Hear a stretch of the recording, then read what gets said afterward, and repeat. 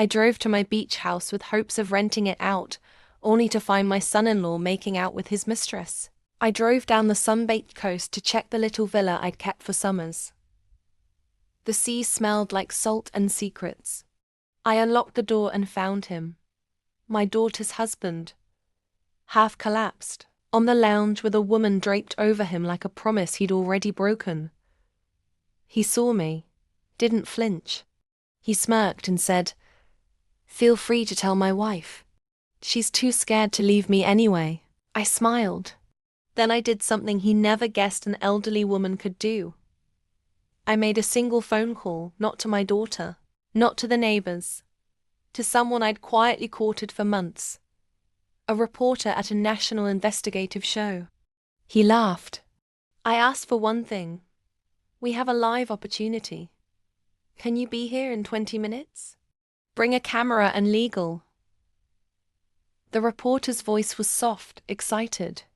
On our way. While I waited, I wandered the room like I belonged.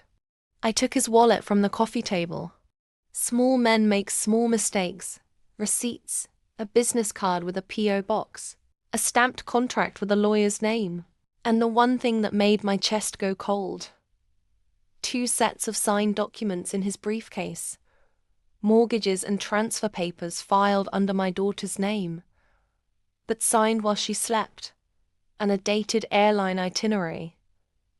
A passport name that wasn't his. I recorded his taunt. I snapped pictures of the documents. I texted the reporter everything with one line. We have admission and proof. 20 minutes later, a van rolled up. Lights off, but 2 people in sharp suits and a woman with a camera. The mistress paled when she saw them.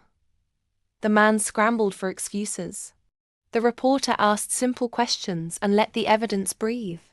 I played my recording of his scoffing. The camera caught his face when the mortgage company phone lit up. The live operator asking for immediate verification of suspicious activity. Alarms triggered. Accounts frozen. Then the twist. The woman draped over him, the mistress, stood up, hands trembling, and said, "I thought I was the only one being used."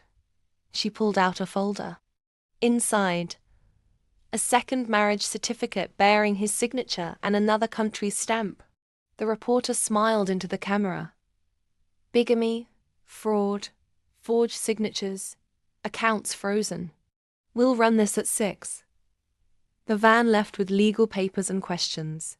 The bank put holds on his accounts.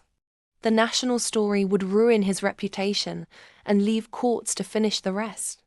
As I watched him lead the woman out while reporters circled, my phone buzzed. A message from my daughter. "Are you okay?" I saw. "Thank you." I didn't reply. I sat on the villa steps, the ocean steady as ever, and let the waves do the rest. If you like that twist and want more stories where the quiet ones win, hit subscribe. Join my channel for revenge tales with Bite, and don't miss the next storm.